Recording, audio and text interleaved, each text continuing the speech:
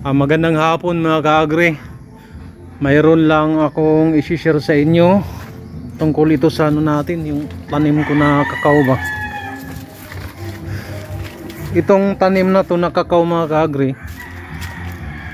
wala nga sa hulog tong tanim ko kasi ano to sobrang lapit yung ano niya. Sobrang lapit. May nakita na ako mga ka-agri, namunga na siya Yan kita mo, namunga, pula siya mga ka-agri.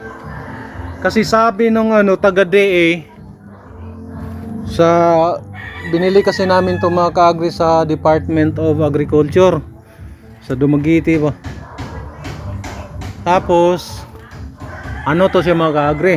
Sabi ng taga-DA mamumunga daw to 5 years. Ang aga niyang namunga Wala pang 5 years to mga ka-agri, pula, kulay pula siya. Mahal pa naman ang ngayon, yung kilo ng yung kakao ba, para gawing tsokolate. Sobrang lapit yung mga ko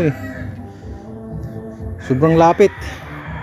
Dapat may insaktong distance ba.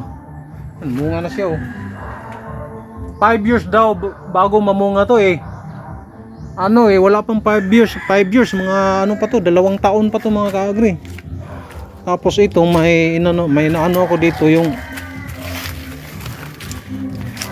pula siya dito, may naano ako mga ka-agri, yung nag-graft ba na kita mo namunga, iba siya tingnan mo, hindi siya pula, grafted to mga ka-agri. Ito nag-graft ko to, tingnan mo. Tapos nabali to siya, tinalian ko ng ginawan ko ng paraan, tinalian ko ng dahil sa hangin.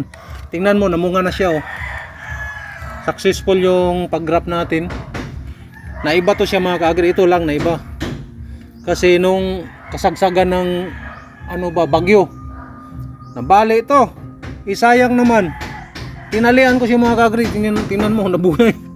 Nabuhay siya mga ka-agri Grafted yan. Kaya mababa lang siya Pero itong na to, itong kabuuan na puno na to, to siya, pula. Ito lang naiba tingnan mo, hindi siya pula. Kasi ito grafted to